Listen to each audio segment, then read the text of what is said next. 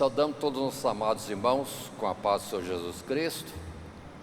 Saudamos tanto aqueles que estão aqui de forma presencial, como aqueles que estão nos acompanhando através da internet. Nós estamos nesta lição, que já é a número 9, no estudo para a Escola Bíblica Dominical, que neste primeiro trimestre está sendo na carta de Tiago. A lição número 9 presente tem o título Repreensões à Maledicência e à Presunção, e é destinada às classes de jovens e também de adultos da Escola Bíblica Dominical. Nosso texto bíblico para estudo hoje é desde o verso 11 até o verso 17, no capítulo 4, dentro da sequência dos nossos estudos. Esta leitura estaremos fazendo durante os subtítulos que nós vamos estar trazendo, sendo que o textual é o verso 17, que diz: aquele, pois, que sabe fazer o bem e não o faz, comete pecado. E continuamos o nosso estudo, apresentando o nosso esboço padrão de 3 subtítulos, onde o primeiro é a gravidade do pecado de maledicência, de falar mal dos outros, versos 11 e 12. Segundo subtítulo, a incerteza da vida e a soberania de Deus, versos 13 a 15.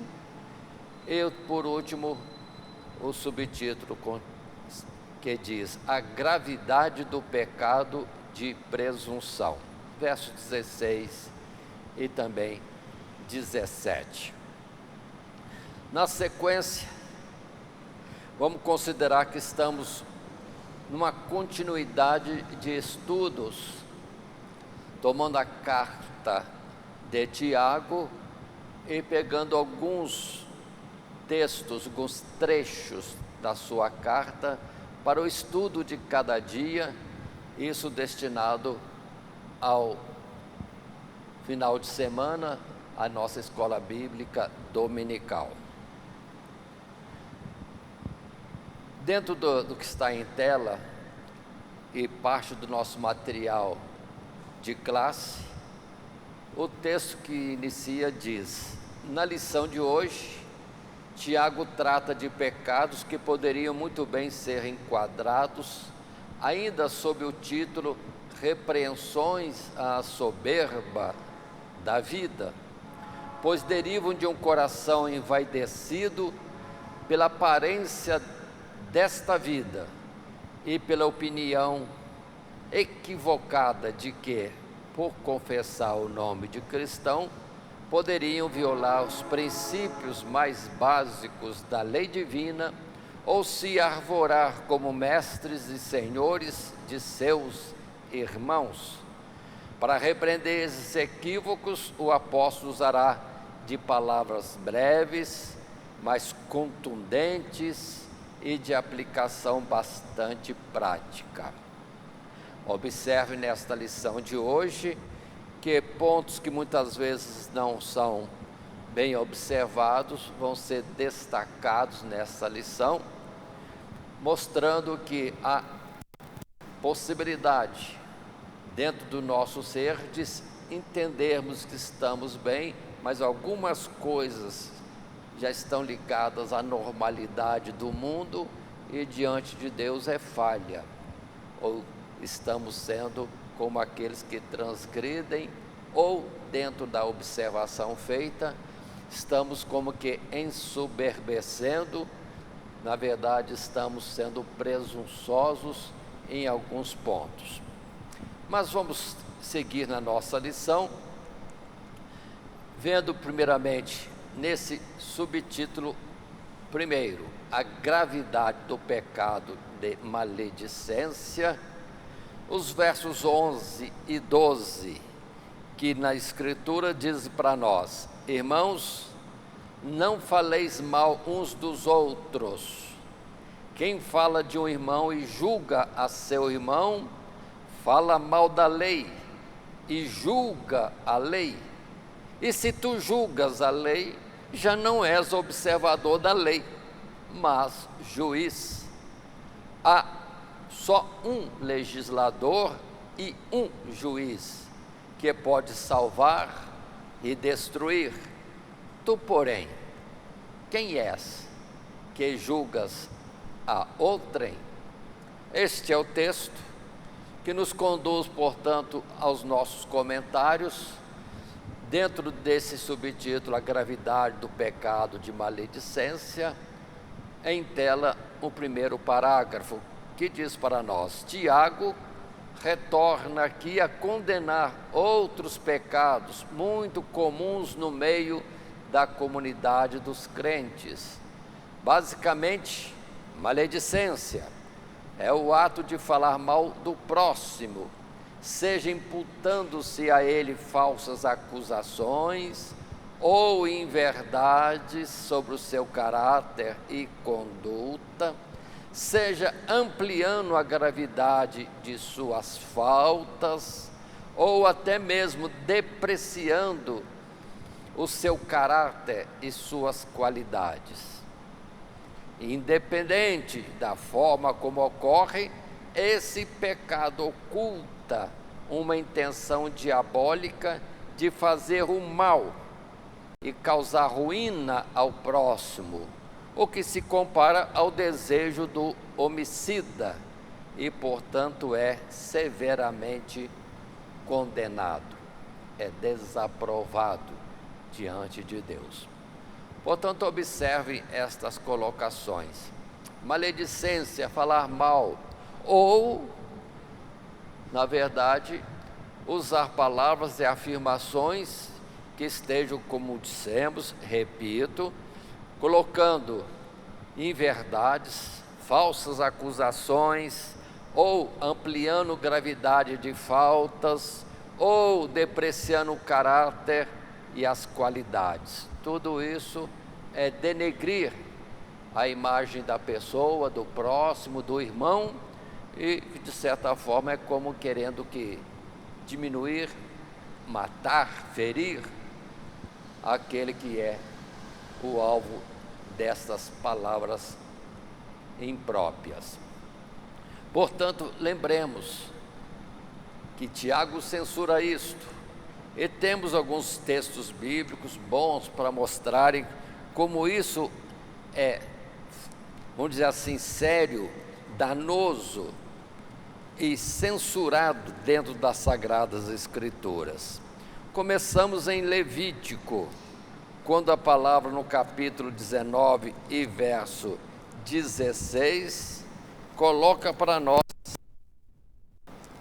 desta forma.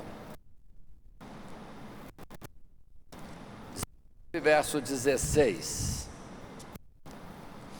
não andarás como mexeriqueiro entre o teu povo, não te porás contra o sangue do teu próximo, eu sou o Senhor. Junto com esse verso, tem o 17, que eu deixo também para análise, quando diz: não aborrecerás a teu irmão no teu coração, não deixarás de repreender o teu próximo, e nele não sofrerás pecado. Observe que o verso 17 estende um pouco mais, como se existe o fato de falar mal de um irmão, de um próximo, o não censurar também quando ele está em falta é como desprezar a situação perigosa na qual se encontra, quando deveríamos, na verdade, estar instruindo com amor, com cuidado, para ele sair daquela situação errada. Então, falar mal é condenável, segundo esse texto de Levítico 19, como também deixar para lá é questão dele, e não repreender, não censurar, ou não advertir o irmão da sua falha, E isso também é danoso e cobrado por Deus. É como se desejássemos que ele continuasse errado e indo para um caminho mau. É como se o conduzíssemos à destruição também. Estes versos 16 e 17 são muito importantes.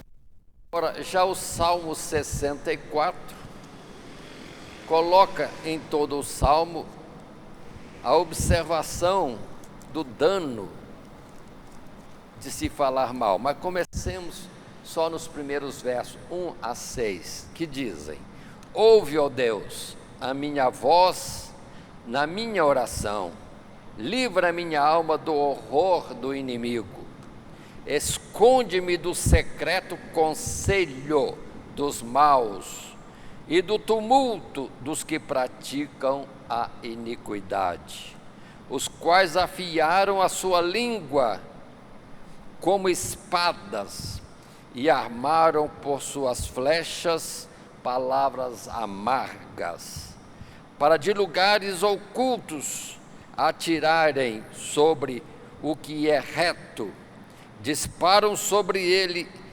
repentinamente e não temem, firmam-se em mau intento, falam de armar laços secretamente e dizem: quem nos verá? Fazem indagações maliciosas, inquirem tudo o que se pode inquirir, até o íntimo de cada um e o profundo coração. Observe como aqui a palavra, o salmista suplica a Deus para ser livre disso. Ou seja, palavras faladas que são como setas, e seta é justamente na intenção de ferir, matar a alguém. É esta comparação bem adequada a respeito de palavras dirigidas em depreciação de alguém, testemunhos falsos e outras coisas mais que nós já temos enumerado.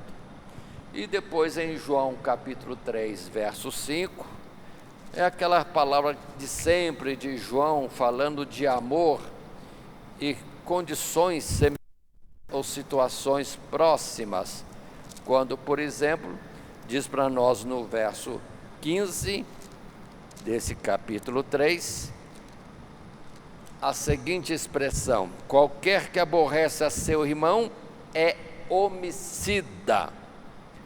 Basta até aqui. Mas para não ficar sem ler todos os versos: e vós sabeis que nenhum homicida tem permanente nele a vida eterna. Repetindo o início: qualquer que aborrece a seu irmão é homicida. Aí nós vemos a extensão, porque se muitos tinham no passado não matarás, ficava somente nessa expressão, Jesus já colocou: se já intenta alguma coisa, se tem ira, e já no seu coração é como se matasse, é réu da mesma falta do que é homicida. E agora, por essa observação de Tiago, se coloca que o que fala mal de outro está entrando na mesma falta, já no ponto que muitos às vezes não atentam para isso. Mas continuando dentro da nossa lição, no segundo parágrafo do nosso material de classe, em tela, temos o texto que diz: não bastasse a intenção odiosa contra o irmão, que já é pecado muito grave aos olhos de Deus, a maledicência implica num desprezo à lei divina, como se esta não fosse suficientemente clara e acessível a todos os homens, seja na sua forma escrita, seja tal como inscrita por Deus nas consciências, para lhes testificar o que é certo e errado, e incutir o senso de que todos hão de prestar contas dos seus atos. O maledicente se posta numa posição de juiz, como se suas palavras fossem realmente necessárias para estabelecer um juízo sobre o próximo, mas a sua verdadeira posição é de ser também julgado pelo único e verdadeiro juiz. Observe essa implicação de julgar o nosso irmão, nós passamos a ser o juiz, tomando essa posição que é de Deus, só de Deus na verdade. Nós estamos querendo dizer, de certa forma, que a palavra de Deus enviada, ou que Ele coloca e testifica no coração de cada um, é insuficiente. Não, todos compareceremos diante do juízo de Deus, não precisamos ficar julgando, nem falando mal. A intenção de tudo que deve haver em nós é amor para com o próximo, ajudá-lo a sair de alguma coisa errada, se estiver errado, e nunca condenando. Ainda que vejamos situação de condenação, é a súplica em favor da sua alma, em amor sincero, no desejo de que venha deixar o erro e ser salvo. É o coração de Deus para com todos nós, na verdade. Textos bíblicos importantes que nós temos nas Sagradas Escrituras, estão todos eles em Romanos, dos que nós apresentamos aqui, ainda que os professores naturalmente podem estar tomando outros versos mais, outros textos bíblicos para falar sobre isso. Em Romanos capítulo 1, no verso 18 a 21, a expressão é esta: porque do céu se manifesta a ira de Deus sobre toda impiedade e injustiça dos homens, que detêm a verdade em injustiça.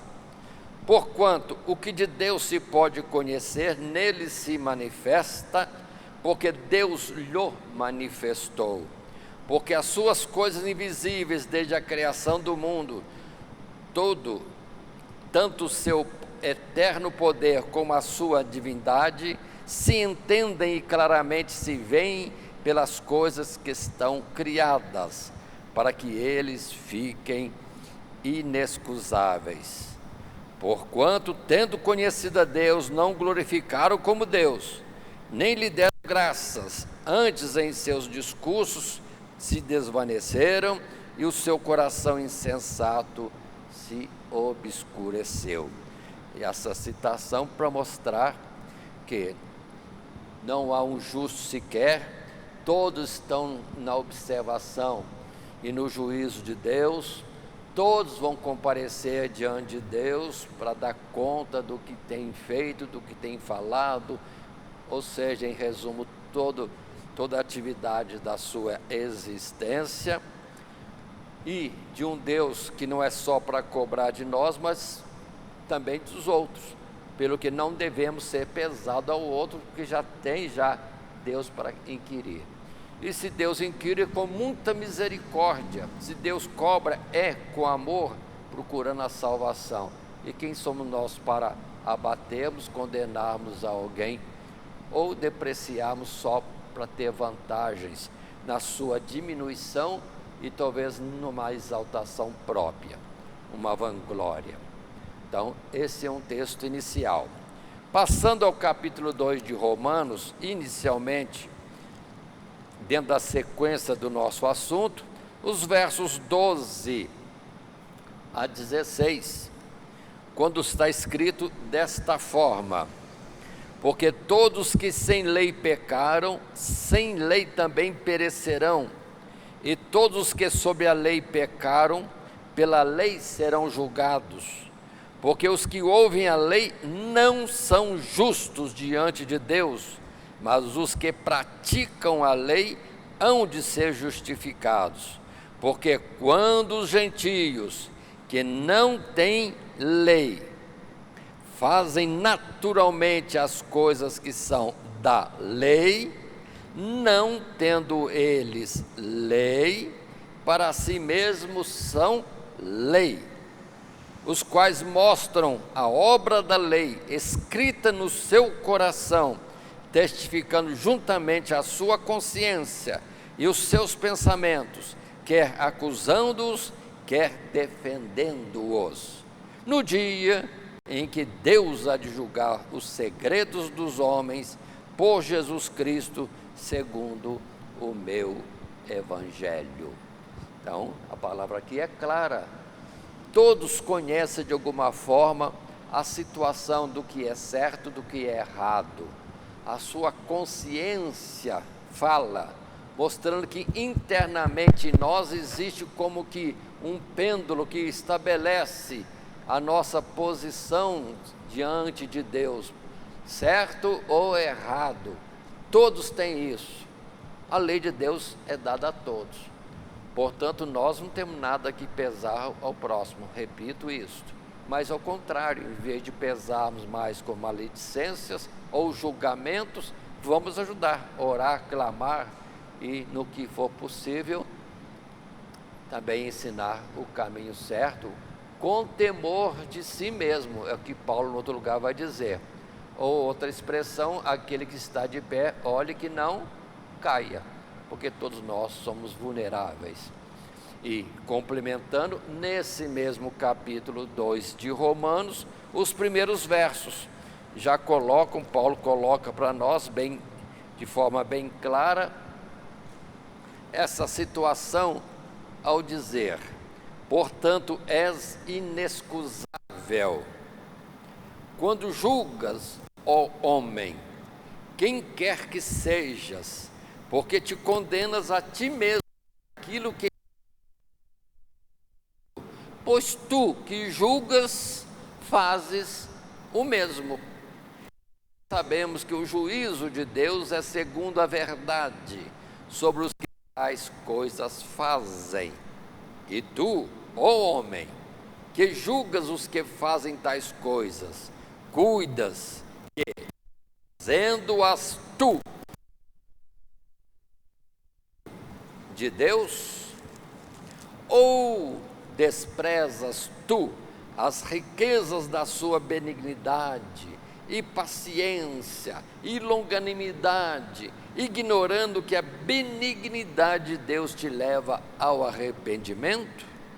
Mas segundo a tua dureza e teu coração impenitente, entesouras ira para ti no dia da ira e da manifestação do juízo de Deus, o qual recompensará cada um segundo as suas obras.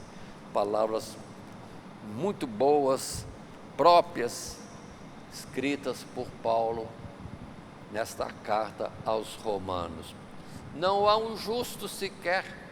A falha do meu irmão mostra a fraqueza dele, uma fraqueza que também é nossa, vamos entender desta forma. Então, o que temos que criticar ou julgar?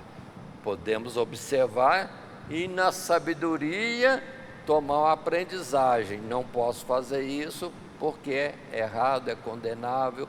Aquilo que eu vejo no outro deve ser aplicado em mim.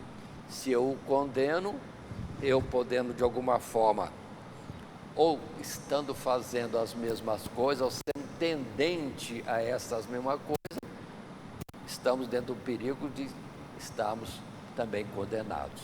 Portanto, ainda que alguém esteja em erro, primeira coisa, aprender, tomar aprendizagem. Se ele cai, se ele falha, se ele tropeça, eu também poderei tropeçar, cair, falhar. E nisso é firmeza para nós e, sabendo do dano, ajudar o próximo, clamando a Deus por misericórdia para com ele e para conosco mesmo, que temos a mesma fragilidade. Passando agora nesta nossa tarefa de estudar a carta de Tiago neste trimestre, nessa lição já número 9, repreensões à maledicência e à presunção, o subtítulo 2, que diz a incerteza da vida ou da nossa vida e a soberania de Deus. E os versos colocados são 13 a 15, que dizem para nós, verso 13: Eia, agora, vós que dizeis, hoje ou amanhã iremos a tal cidade, e lá passaremos um ano, e contrataremos, e ganharemos. Digo-vos que não sabeis o que acontecerá amanhã, porque que é a vossa vida? É um vapor que aparece por um pouco e depois se desvanece. Em lugar do que devíeis dizer, se o Senhor quiser, e se vivermos, faremos isso ou aquilo. Então observem a colocação de Tiago, bem direta, mostrando que muitas vezes estamos tão envolvidos no dia a dia desse mundo, que esquecemos desses pontos importantes. Nós não temos certeza de nada, não sabemos se daqui a um minuto ainda estaremos vivos, não sabemos do dia de amanhã de forma nenhuma. E por que tomar decisões como se tivéssemos poder de viver ou não viver, de fazer ou não fazer, de conseguir ou não conseguir? Isso aí é pretensão demais, é uma presunção do nosso coração, porque existe a soberania de Deus e existe a nossa fragilidade. Mas continuando, dentro dessa lição, também no nosso material de classe, um primeiro parágrafo que está em tela e que podemos estar lendo juntos. O escritor passa a citação de um mesmo sentimento que passa por muitos corações e se revela tanto na conversação como nas atitudes. Eia, agora, vós. Ele não está repreendendo esses irmãos pelas suas atividades econômicas, nem pelo planejamento prévio dessas atividades. O apóstolo vê algo mais profundo nas palavras. Hoje ou amanhã iremos a tal cidade, e lá passaremos um ano, e contrataremos e ganharemos. Fato que muitos negligenciam. É prudente fazer planos, mas nas coisas materiais é muito fácil esquecermos de que a vida é um vapor que aparece por um pouco e depois se desvanece. E tendemos a tratar essas coisas não apenas como certas, mas como prioritárias, o que pode nos causar grande frustração quando confrontados com circunstâncias que mostrem a vaidade dessas coisas, ou seja, superfluidade, coisas supérfluas e passageiras, não duradouras, próprias desta vida. Então, cuidado importante que aqui Tiago está apresentando é a presunção de dizer que faremos, iremos. Não somos donos da nossa vida, de forma nenhuma. Precisamos reconhecer o senhorio de Deus em nós, que a vida que está em nós é dele. Ele é o Senhor absoluto e nós somos totalmente dependentes dele. Assim, alguns textos que temos para apontar são como em Lucas capítulo 12, verso 18 a 21.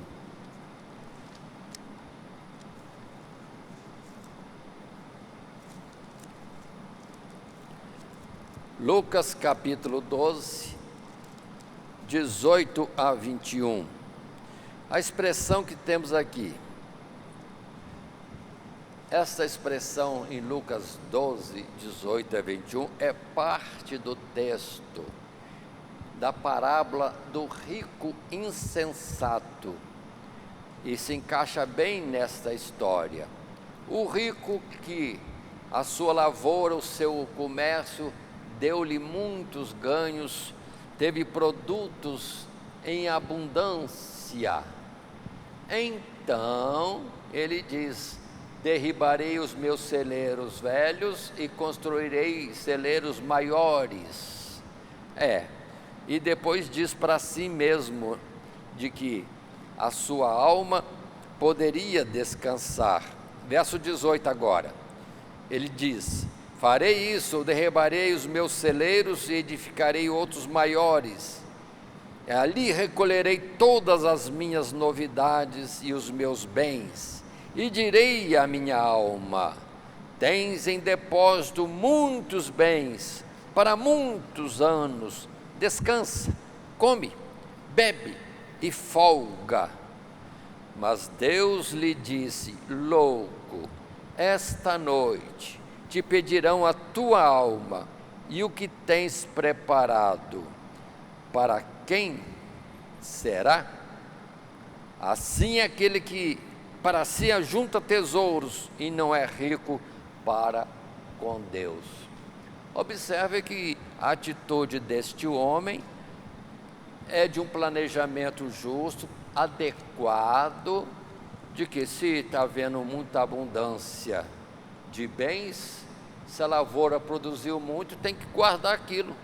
Como guardar se os celeiros são pequenos? Vão derribar os pequenos, vão fazer celeiros maiores, vão guardar os bens. Tudo aí, nada demais.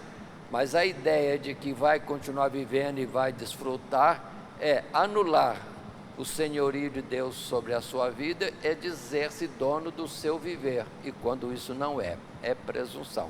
Se ele dissesse que vai fazer isso, aguardando, vamos dizer assim, que a bondade de Deus lhe dê anos de vida para continuar desfrutando daquilo, e sendo grato a Deus pelo que conseguiu, ou seja, colocar Deus na história da vida dele, na dependência, como aquele que supriu tudo isso, e mais ainda, que poderia estar distribuindo, porque havia abundância para o seu próximo, os necessitados, etc. Tudo bem, mas ele ficou só naquilo que voltava para si mesmo. E Deus, ou Jesus, disse: louco, se essa noite termina a sua vida, para que tudo isso? É em vão, foi uma presunção vazia. E nós temos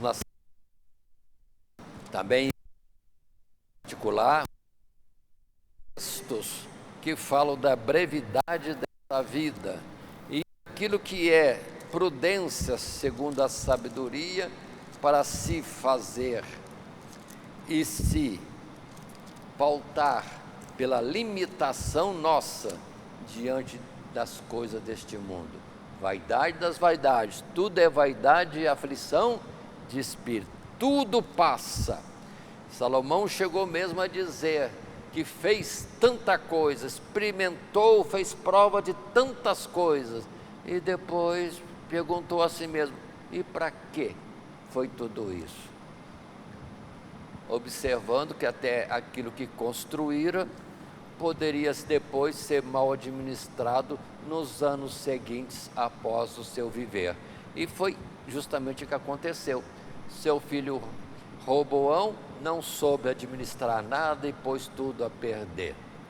Mas ainda em Pedro 1, verso 24, falando da brevidade dos nossos dias, Pedro diz,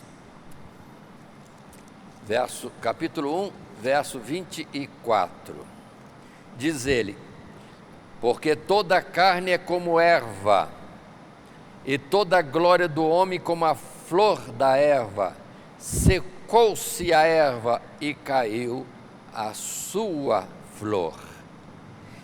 E para complementar o verso 25, mas a palavra do Senhor permanece para sempre.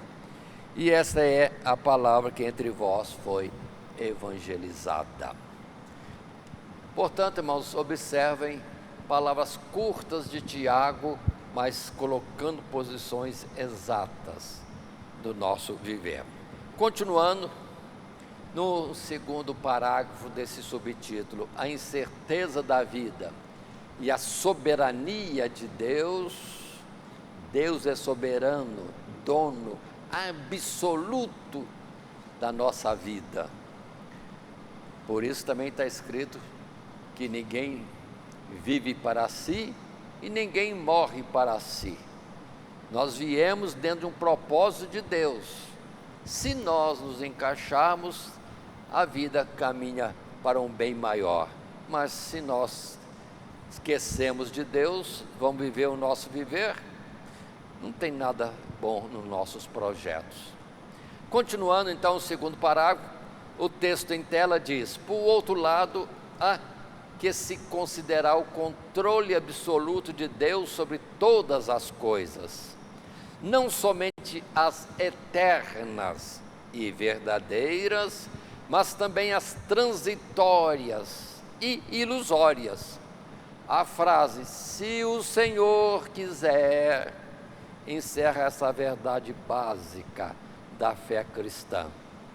O controle soberano e a providência bondosa de Deus para com todos os homens, inclusive os maus, provendo a cada dia o remédio para os males desta existência corrompida pela queda.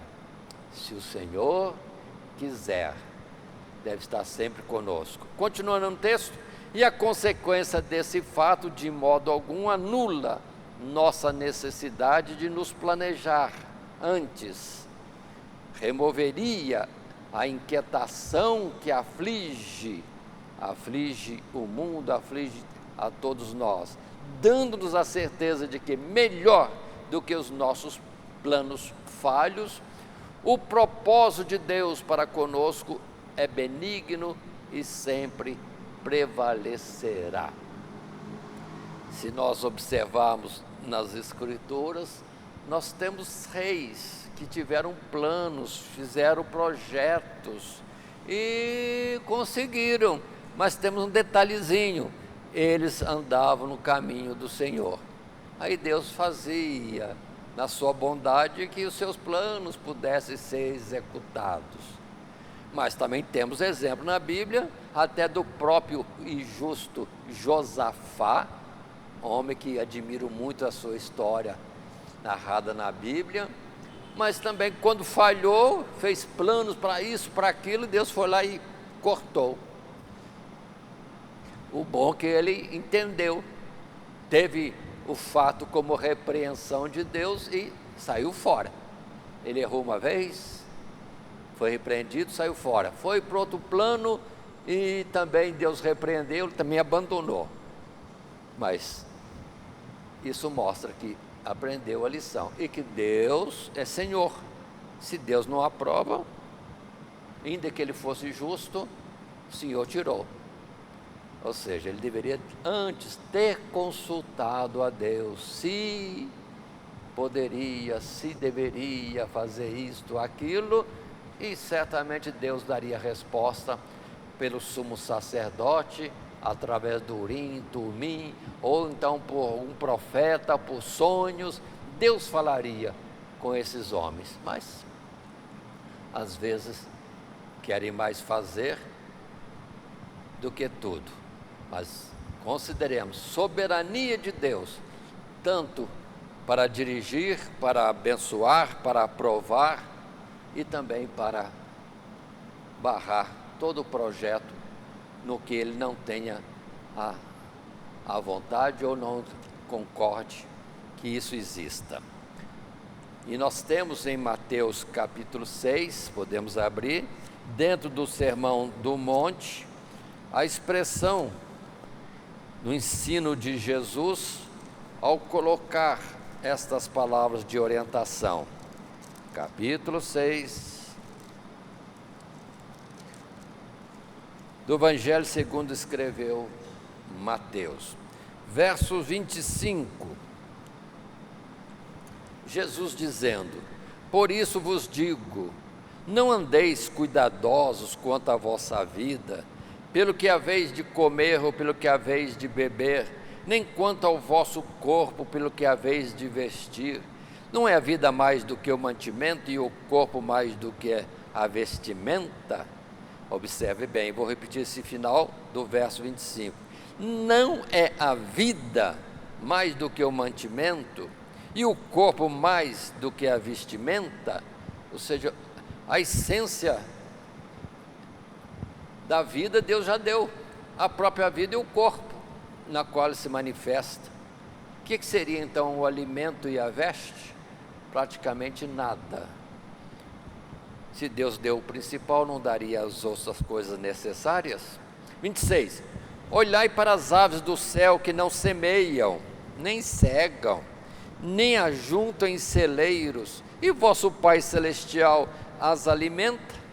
Não tendes vós muito mais valor do que elas? Continua. E qual de vós poderá, com todos os seus cuidados, acrescentar um côvado da sua estatura? E quanto ao vestuário, por que andais solícitos? Olhai para os lírios do campo, como eles crescem, não trabalham nem fiam. E eu vos digo que nem mesmo Salomão, em toda a sua glória, se vestiu como qualquer deles. Pois se Deus assim veste a erva do campo, que hoje existe, e amanhã é lançada no forno, não vos vestirá muito mais a vós, homens de pequena fé? Não andeis, pois, inquietos, dizendo: que comeremos, ou que beberemos, ou com que nos vestiremos? Porque todas essas coisas os gentios procuram. De certo, vosso Pai Celestial bem sabe que necessitais de todas estas coisas. Mas buscai primeiro o reino de Deus e a sua justiça, e todas essas coisas vos serão acrescentadas. Não vos inquieteis, pois, pelo dia de amanhã, porque o dia de amanhã cuidará de si mesmo. Basta a cada dia o seu mal. É uma instrução de Jesus, falando para nós estarmos mais descansados na sua providência. É questão de fé. E vivemos num mundo totalmente contrário a isto. Um mundo que vive do que tem do que ver, do que pode possuir ou reter em suas mãos. Mas as de Deus não são assim. Deus provê. Os pássaros, que bonita a expressão de Jesus, não plantam, não colhem, não armazenam em celeiro, e o Pai Celestial a sustenta. Nós não valemos muito mais do que os pássaros? Observe bem esse particular. Foi para nós a mensagem do propósito de Deus em Gênesis: façamos o homem segundo a nossa imagem, segundo a nossa semelhança. Aí está. E observem, não está apontado aí, mas nesse mesmo texto, um pouquinho antes do capítulo 6, no capítulo 5, a palavra que se diz para nós sermos perfeitos, como é perfeito o nosso Pai que está nos céus, que é no capítulo 5, verso 48, mas no dito de que? No verso 45, para que sejais filhos do Pai que está nos céus, porque faz que o seu sol se levante sobre maus e bons, e a chuva desça sobre justos e injustos. Lembrando da outra mensagem que Tiago disse: não errais, toda dádiva e todo dom perfeito desce do Pai das luzes. Tudo provém de Deus, se é coisa boa, se é prosperidade, bênção para nós, inicialmente começa de Deus, que atende às necessidades até daqueles que não lhe obedecem.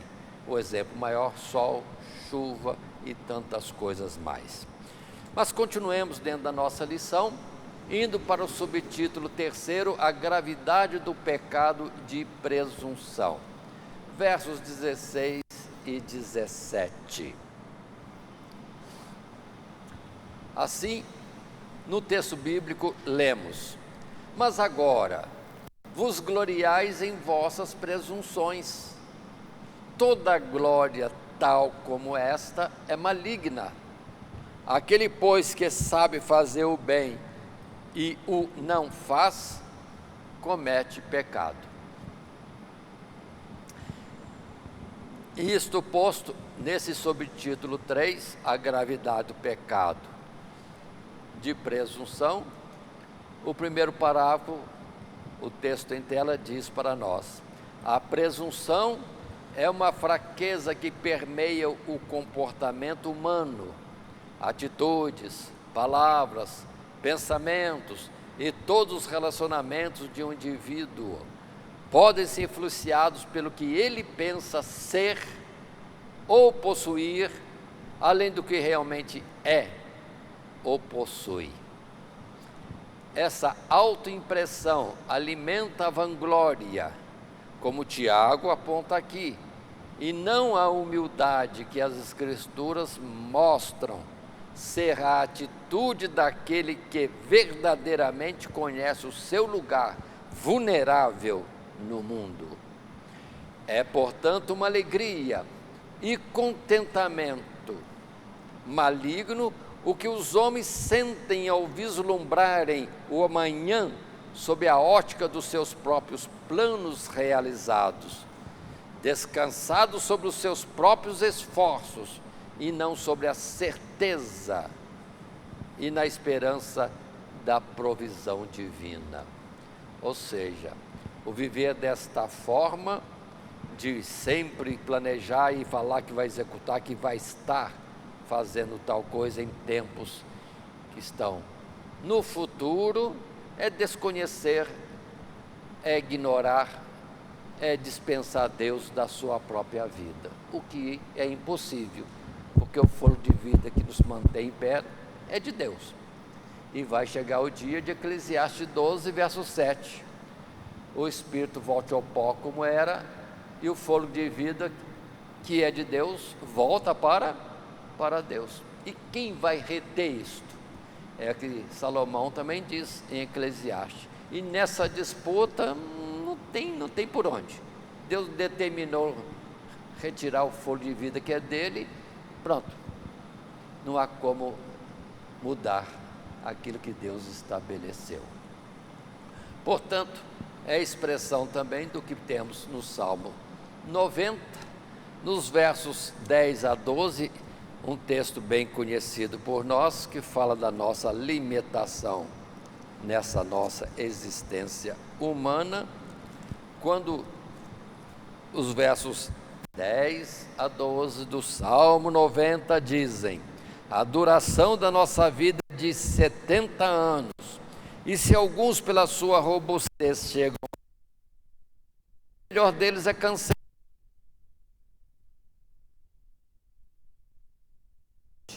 e nós voamos.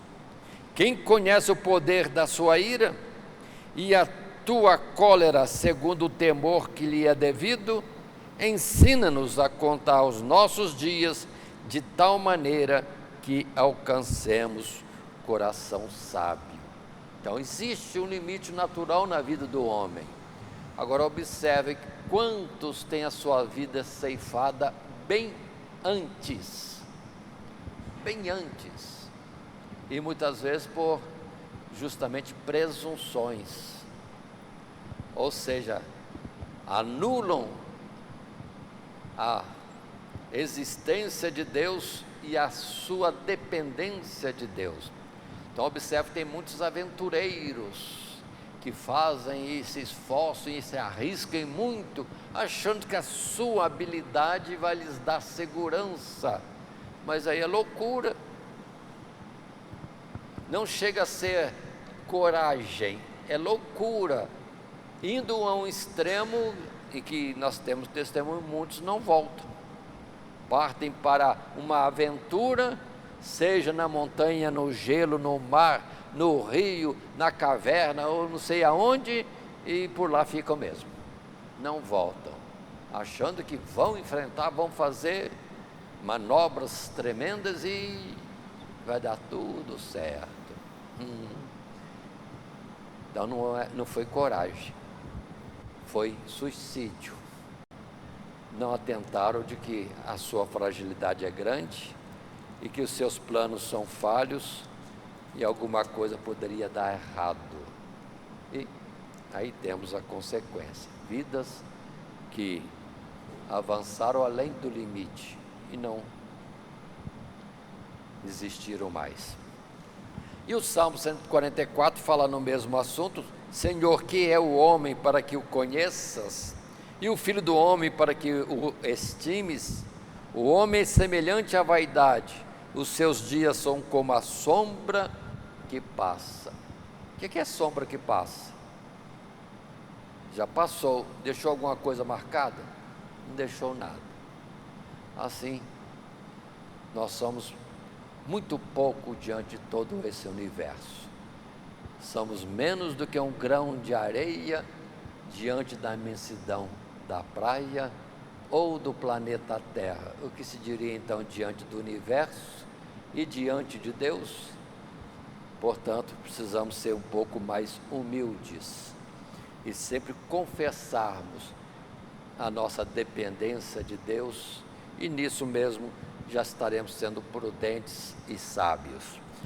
Num parágrafo segundo, também agora em tela, nesse subtítulo, a gravidade do pecado de presunção, a expressão final do apóstolo geralmente é tomada no sentido geral, que qualquer bem conhecido, mas omitido, é pecado. Mas notemos que aqui ele está repreendendo a muitos que pecavam em flagrante contradição com princípios elementares da verdade divina. Por exemplo, que a partir da soberania e providência de Deus, deveríamos evitar toda presunção sobre o dia de amanhã. Dentro do nosso texto de estudo, é o verso 17 que diz: aquele, pois, que sabe fazer o bem e o não faz, comete pecado. Portanto, vamos reconhecer mais e mais Deus na nossa vida. Planos podem ser feitos, programações diversas, sim, é prudente e adequado, mas sempre na dependência de Deus, com sinceridade no coração. Deus é soberano, se Deus permitir, se estivermos vivos, e que Deus nos auxilie a que nossos planos não sejam primeiramente nosso interesse, mas dentro de algo que possa ser útil ao próximo e para a glorificação do nome do nosso Deus. Essa é a verdade que deve nos acompanhar sempre. Portanto, observe nessa nossa lição palavras curtas, simples, breves de Tiago, mas puxando forte alguns pontos que às vezes a gente nem dá importância, mas são sérios, como esse de presumirmos que amanhã vou fazer a feira de manhã, à tarde vou almoçar no restaurante tal, à noite vou, como se isso fosse uma realidade. Não, vamos colocar a dependência de Deus. Se Deus permitir, se estiver vivo, e etc, etc. Muitas são as limitações nossas. Vamos estar nisso. Não quero desanimar. Creio que o Tiago não queria desanimar ninguém, mas queria chamar atenção. Nós não somos dono da nossa vida. Nós pertencemos a Deus de direito por criação. Pertencemos uma segunda vez a Deus pelo sacrifício, pela redenção que há em Cristo Jesus. Então, vamos nos submeter totalmente a Ele. Vamos viver a vida na dependência de Deus, conforme diz a Escritura, para depois podermos desfrutar mais plenamente daquilo que quisermos viver, do que será nosso nos lugares celestiais. Assim colocado, encerramos nossa lição ainda com uma expressão última que está em tela. Apesar de terem se tornado hábitos incorporados no comportamento daqueles que não conhecem a Deus, estejamos atentos para não conformarmos a esses pecados, pois ofendem a Deus e são um sinal alarmante de uma fé esvaziada da graça e de uma aparência de piedade inútil. Hoje, inútil hoje e prejudicial para a nossa eternidade. Portanto, são coisas simples. Quando se pergunta a alguém, tudo bem? Sim, tudo bem. Não está tão bem assim. Enquanto se nós dissermos, tudo bem, graças a Deus. Tudo bem, graças à misericórdia de Deus. Como é que vai indo você? Conforme Deus permite. São expressões simples que não podem ser esquecidas, porque tem uma verdade incluída. Vamos estar sempre atentos a isso. E a expressão básica, se Deus quiser, se Deus permitir, e palavra simples, que não pode ser afastada da nossa boca. É o testemunho da presença de Deus e dependência dEle em todo o nosso viver. Assim, a nossa lição no estudo da carta de Tiago, lição 9, repreensões à maledicência e à presunção, seguiu o esboço com os subtítulos: a gravidade do pecado de maledicência, depois a incerteza da vida e a soberania de Deus, e a gravidade do pecado de presunção. Nosso título, ou texto áureo: aquele pois que sabe fazer o bem e não o faz, comete pecado. E assim encerramos, pedindo a Deus que vos abençoe, que nos abençoe a todos nós, em Cristo Jesus. Amém.